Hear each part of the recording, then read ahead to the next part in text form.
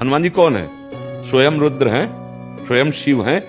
तो रामेश्वर की पूजा स्थापना कौन कर रहा है? राम जी। तो राम जी के चरणों को कौन लिए हुए? बोले शिव जी। यही तो एक अगर हम इष्ट पकड़ लिया, अब यहां विचार करना है कि हनुमान जी को पसंद क्या है। हम जिससे प्यार करते हैं उसकी पसंद देखते हैं, उसकी रुचि देखते हैं।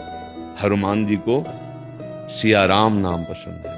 हनुमान जी को सिया राम चरित्र, रामचरित सुनवे को रसिया। ये रसिक हैं किस बात के? यत्र यत्र रघुनाथ कीर्तनम तत्र तत्र कृतमस्त कांजिलम वाष्पवारि परिपूर्ण लोचनम मारुति नमत राक्षसांतकम।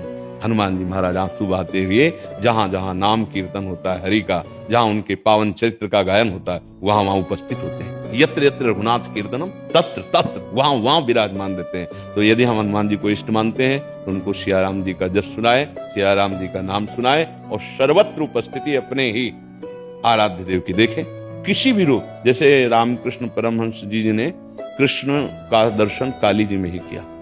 सब भगवत स्वरूपों का दर्शन वो अपनी माँ काली में ही करते थे, क्योंकि वही कृष्ण वही काली है, वही राम जी बने, वही सर्वत्र है, दूसरा कोई नहीं। दूसरा जब तक है तब तक अज्ञान है, वही है, दूसरा नहीं। अब ये कि जो नाम रूप पकड़े उसमें आसक्त हो जाए, जो नाम रूप पकड़े, जैसे कोई राम उपासक, कोई श्याम उपासक, कोई ब्रह्म उपासक, कोई निराकार, कोई साकार, जहां पकड़े जोर से पकड़ ले एक ही जगह पहुंच जाएगा।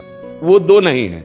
जैसे किसी भी घाट में नहाइए आप, यमुना जी तो वही है, घाटों के नाम अलग अलग हैं कि आज हमने जुगल घाट नहाया, आज हमने विश्राम घाट, आज केसी घाट, ऐसे घाट कहे जा सकते हैं, लेकिन यमुना जी अवगाहन उन्हीं का हो रहा है। ऐसे तत्व एक है, नाम कुछ भी दे दो, लीला में विविध लीलाएं, विविध नाम, विविध रूप धारण किए हुए हमारे प्रभु विराजमान। ऐसे अनन्य भाव से रहिए। ये तो बहुत परम मंगलमय है कि अपने आराध्य देव के अनन्य हो जाए।